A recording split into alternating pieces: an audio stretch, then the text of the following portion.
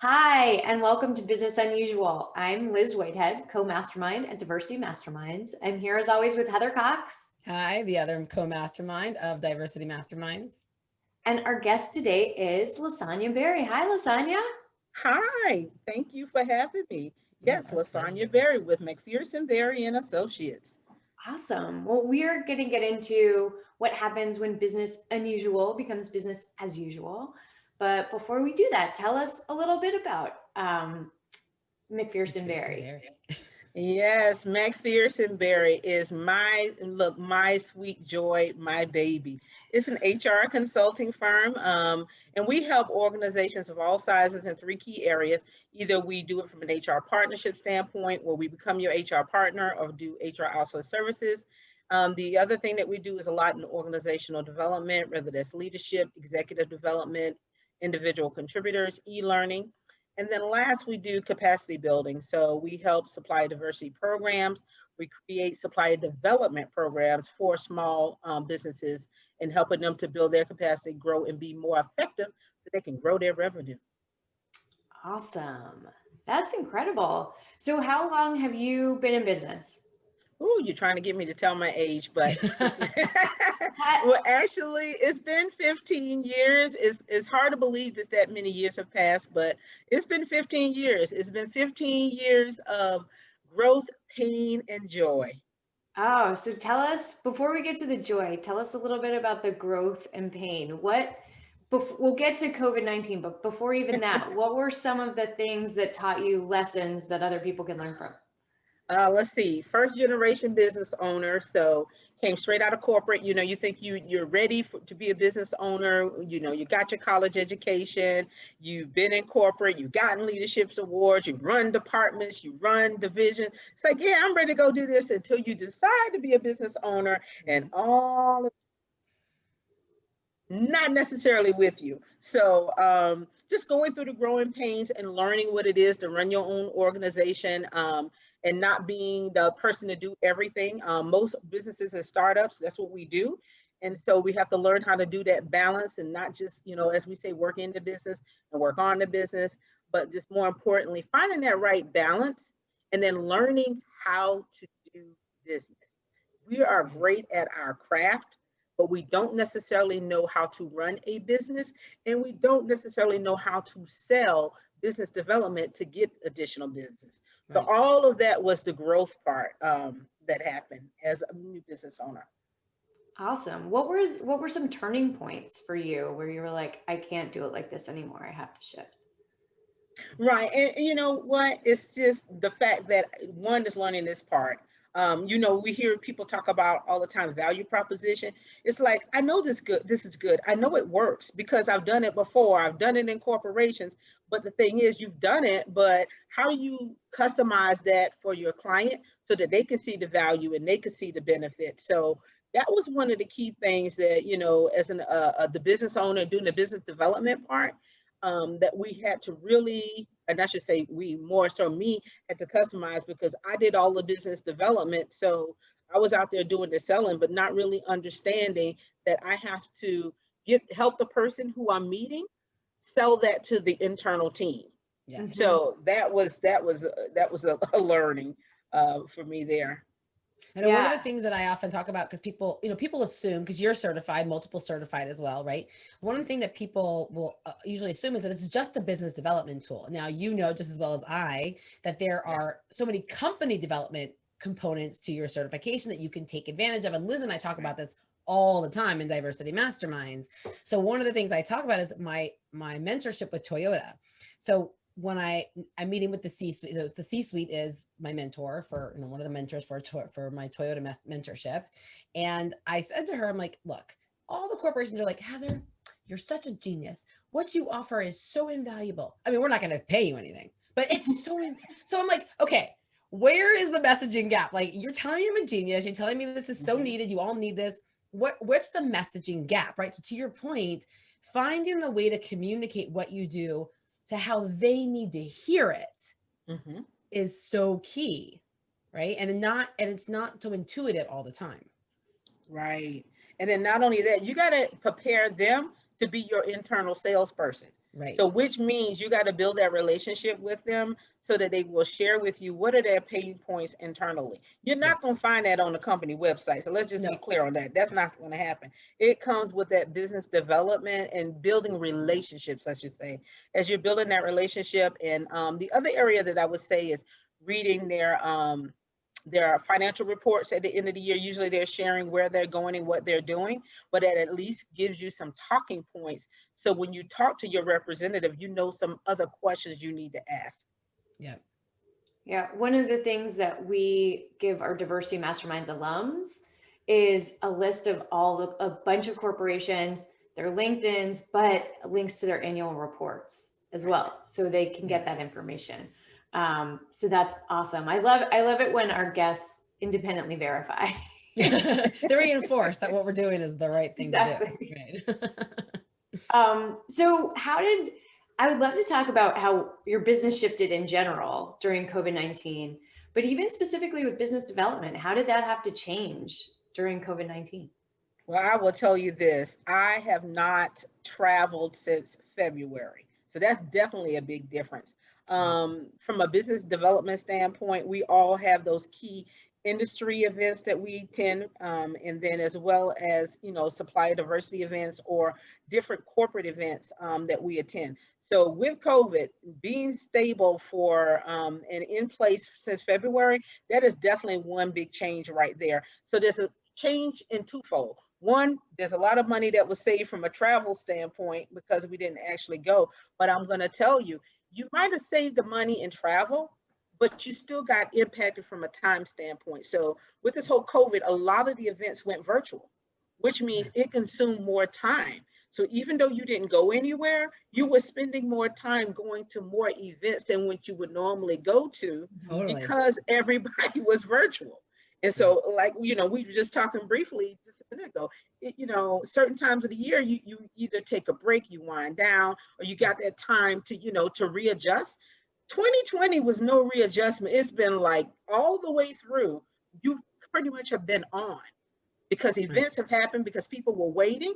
And so as a business owner and from a business development standpoint and, COVID from that standpoint, it was different, but it was definitely been an impact on your time. But I will say this, I think it's been more, to some degree, effective. And I'm gonna tell you why.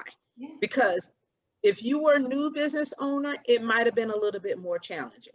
But the fact that we've been in business for a while, we've already developed those relationships. So it's more like touch points. Yeah. And then the other ones we might have had, the additional events we attended was more like introductory. So, so just getting in the right mix and getting it to work for you to be effective. Yeah, 2020 was like a marathon in sprint mode.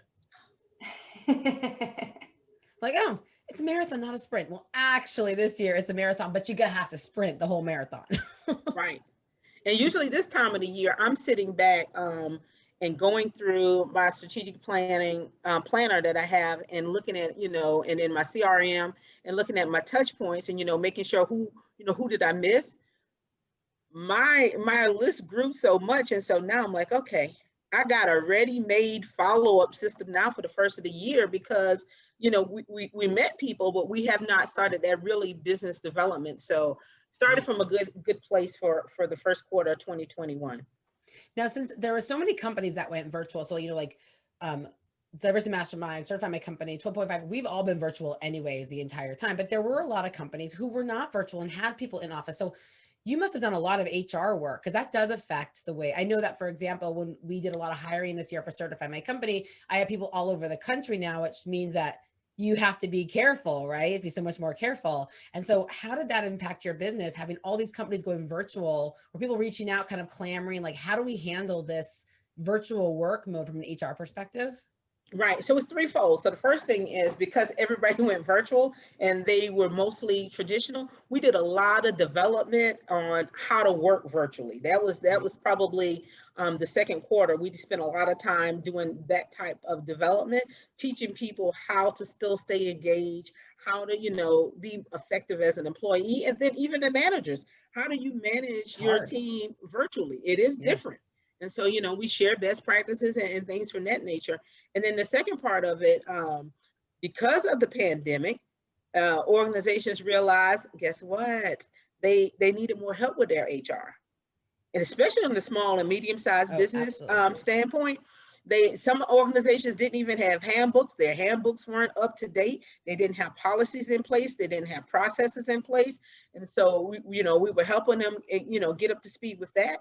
What I love to say is, most people think their HR department, especially in smaller organizations, is who's doing the payroll and who's doing the benefit. Well, guess what? The pandemic didn't focus on the payroll and the benefits. It focused on, what did my job description say? Now I'm remote. How do you make sure you keep it in compliance? You minimizing risk. And then how do you make sure you are managing effectively, that you are not being a detriment to your organization and your approach and how you're doing things? So there's like several different things. And so now, even with that saying that part of it, we're gearing up now for 2021 as we start to roll out the vaccination, who gets it, who doesn't, how do each company needs to respond to that. And so now we're already preparing solutions, information, webinars to prepare organizations. What do we do now?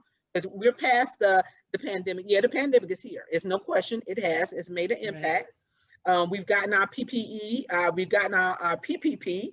And so it's like, now what do we do? Or better yet, we didn't get it. So from that standpoint, how do we handle it? And then the other part of it has been, like I said, just really now we've started to be an extension to a lot of organizations and being their HR partner and helping them through this.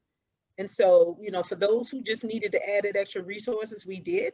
And then we got additional clients because we have what we call our Talamex, where we provide HR assistance virtually to organizations, almost like a retainer standpoint. So we're working on things, and we become a part of the team and the leadership team, and helping you through some of the challenges, because let's be honest, even in the large organizations, they needed some capacity building around their HR as well. Some things they weren't prepared for.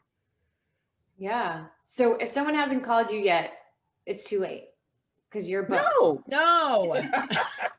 But I'm sure right now there's people watching this going, "Oh, Pooh, I gotta call her because I'm gonna mess up. We gotta get this fixed now."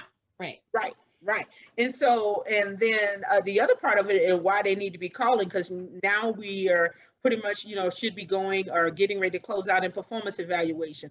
And I guarantee you, some of them are doing them, some of them are not. Some of their employees, you're saying, based on the nature of your business, we need you to come back into the workplace, and people don't necessarily want to. How do you handle that? And so I would just tell anybody, it's not too late. And we all have, I understand the financial challenges, but I think we provide a cost-effective solution.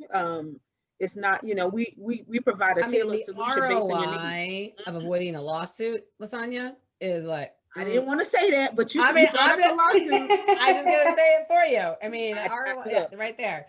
Wait, also, I can imagine that there's people who want to go back, who are even like, "Yeah, I'll totally get back to the office," but my kids are still home, and Correct. The school, like, what do you do, right?